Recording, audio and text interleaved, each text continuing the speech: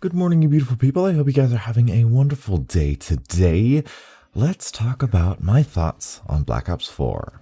And let's do it as quickly as we can because I have no idea how much recording time I'm actually going to have. Once again, if you follow me on Twitter, link in the description, you will have probably seen my reaction already as the reveal event was live, but that was a while ago now. But let's just get right into it. This is Black Ops 3 without the boost jumping and without the wall running. Now, I say that and I mean it. You know, I think there's a lot of stuff in the community where it's like, oh, this is just a reskin of the previous game, and oh, they haven't changed anything. And then when they change too much, it's like, this isn't Call of Duty anymore. This is different because this is like almost literally Black Ops 3 without the boost jumping and the wall running. I mean, their specialists are still in there. The maps are basically the same, and there's so much of the same that I don't really know what's different. There are different things. There are small changes that I think are good and I think that are bad as well, but really, these changes, in my opinion, don't justify a new game. I mean, the biggest changes of them all probably going to be the no wall running, of course, and the no boost jumping, but other than that, the new health system. Each player has 150 hit points of health, which I think could be good or bad. We'll get into it, but most importantly, you need to hold the bumper, the left bumper, the left tactical, whatever, to regen your health. It's not automatic anymore. This, I think, is going to be either really good or really bad. I've seen gameplay. You know, at first I was really worried. I was like, I don't know how I feel about that. But after seeing gameplay, you can regen health after taking hits faster in Black Ops 4 than any other Call of Duty. The downside is the default speed at which the health pack regenerates is really slow. So yes, it's more tactical, you have to think about it more, but it's one more thing you're thinking about that you didn't have to think about in previous Call of Duties. Yes, in some ways it's more interesting, but they really need to fine-tune it. I think it's too slow where it's at. I think the regen of your health pack is too slow. I think the stim attachment is going to be a crutch perk. YouTubers have already said it was the crutch perk of the alpha build that they built. So I betcha this is going to change. But ultimately, that's like what I'm looking forward to. And the 150 health, I think, really, the number doesn't really matter, but the 150 is just going to allow them to have more weapon variety. It's going to have them to, yes, have a slower time to kill, which is not necessarily bad. I prefer a faster one because, you know, you can get easier double kills that way. Like with a slower time to kill, if you come up against two people, you're probably going to die. Even if you're 100% accurate, you're probably going to die because they only need to be 50% accurate. So really that gunfight, that situation is out of your control. That's my basic reason for not liking a higher health or a slower time to kill. But that ultimately doesn't matter because they can always buff the weapons, make them higher damage. What this will do is it will allow them to have a larger variety of weapons in the game, which I think is a good thing. So long as the snipers get an appropriate nerf. The snipers' time to kill is really high, tied heavily with their ADS time, and from what I've heard from Exclusive Ace, the ADS time is really fast and the time to kill is really slow. That means that the snipers, the quickscopers, are gonna run wild in this game, which is not something that I think I want or the community wants. There is a new way of doing recoil. I think it's gonna be 100% predictable now, which I think is gonna be great. I don't think it's gonna feel all that different. I just think it's going to be smoother and more consistent. I think that's just going to be positive change. I think that's going to be absolutely fantastic. It's not going to be noticeable. Like if they didn't say it, we probably wouldn't notice it. But because they said it, we're going to notice it and we're going to like it. I think that's going to be a positive change. The new radar, I don't know. I don't get it. Maybe that's the right way. I don't get it. The UAV still works the same way. Suppressors still work the same way. Shooting your gun that's not suppressed works the same way. The only different thing about the radar now, the fog of war, is that you just don't see the map.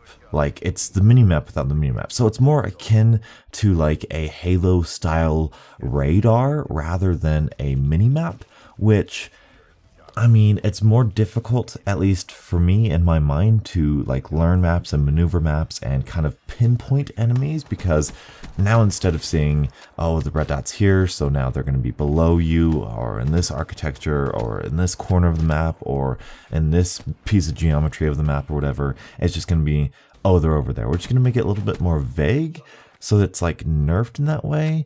But like once we learn the maps, we'll like know it anyway. So like I don't get it. The past couple years, we've been gathering more and more intel from the minimap. You know, starting with Ghost, we had the widescreen, we had the dots on top, we had the dots that were that were not filled in, we had the dots that were filled in, we had the triangles that had something a thing coming from the front, a thing coming from the back if they were talking, or just, you know, we've gotten so many really cool innovations and really cool details from the minimap that if you use it appropriately, you can like be a real threat.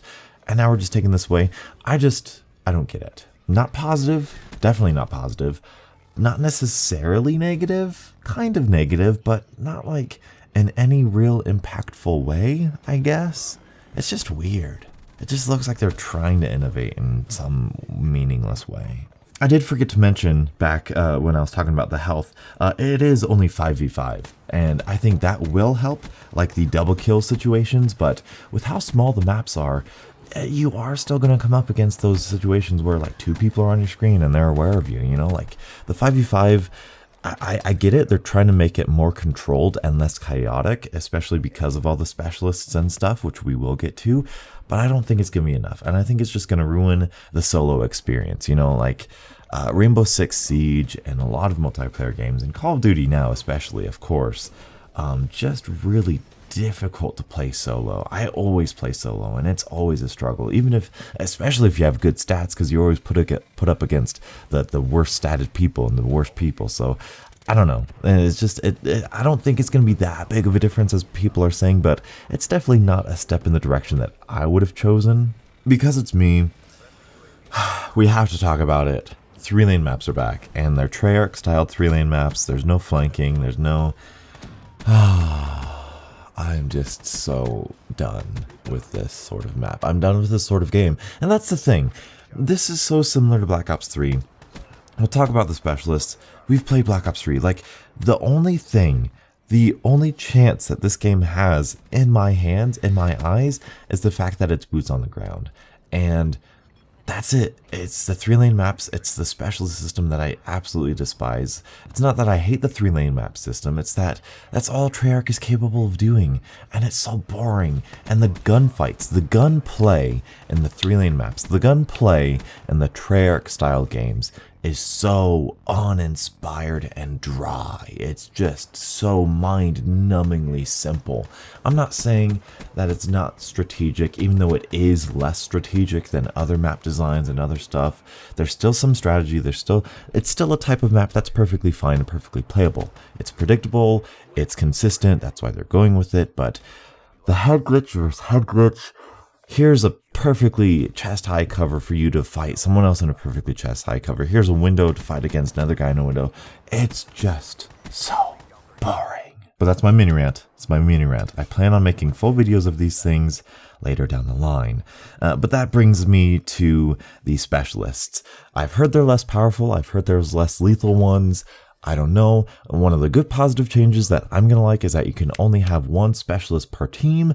I think that's going to be great for balance. I think that's going to be horrible for completing challenges, and for people who want to play as a certain specialist. They're going to back out as soon as they don't get their specialist, and it's going to be awful. But the specialists are back, and it's just the pulse. You can now see the whole entire team can see who was pulsed by the vision pulse. There's a team tactical insertion. There's a grapple hook, but they didn't just give the grapple hook to anybody. They didn't give it to like the speed guy. They gave it to the guy who has the gravity spikes. Like, you're going to be sitting on a hard point trying to win a game with your team, just pushing and just trying so hard, and then you're going to see a cable above your head, and then you're going to get gravity spiked, and it's just going to be on a montage somewhere in the subreddit. It's just, I'm already annoyed. In the reveal event, they talked up the healer, Ain't nobody gonna play as the healer. That's gonna be so boring. No one's gonna want to play the healer. And I don't know if you noticed this, but there was a guard dog. And no, this wasn't like dogs from Black Ops 1. This wasn't like Raps. This wasn't dogs from Black Ops 2. This was like Riley. This was like Riley from Call of Duty Ghosts. And it's just, they're going to make it a specialist, and the Treyarch fans are going to love it because, oh, it's a specialist and Treyarch can do no wrong. I just find it funny that they took the one thing that even people that are fans of Call of Duty Ghosts they took the one thing from that game that was hands down unfixable, completely broken, completely unfair and unbalanced, and they're going to make it a specialist and call it fun here in Black Ops 4. It's just absolutely ridiculous. And the hypocrisy of the specialist system is one of the main reasons why I hate it. People hated the support strike package because it had the stealth bomber in it and the EMP and all these things and the ballistic vests. And like, these are going to be features in Black Ops 4. Why is nobody else upset about this? I feel like I'm taking crazy pills. You can't have it both ways. You can't despise the support streaks from Ghost and Modern Warfare 3 and love the specialist system. You can't hate Riley but love this specialist. You can't do it. It just doesn't make any sense. The new tubes are back. The one-hit kill flamethrower is back. It's just the gravity spikes are back. This is not a game I want to play. Somebody just had to come home right at that moment. That's basically all my entire thoughts though on Black Ops 3 multiplayer. I'm not excited for it. You know, I wasn't the biggest fan of Black Ops 3. I didn't hate the game at all. It's not the Call of Duty game that I wanted to play. It's not the strategy that I want. It's not the outsmarting your opponents that I want. It's just boring to me. So there's that. And I'm just so much more excited for zombies. So I think this year, especially with me moving out soon, I will focus on zombies and getting the top quality zombie content that I can provide for you. So anyway, that's all I've got time for you guys today. Thank you guys so much for watching. Let me know your thoughts on Black Ops 3, the multiplayer, in the comment section below. Until the next absolutely beautiful Call of Duty morning, I'll catch up with you guys later. And as always, stay beautiful.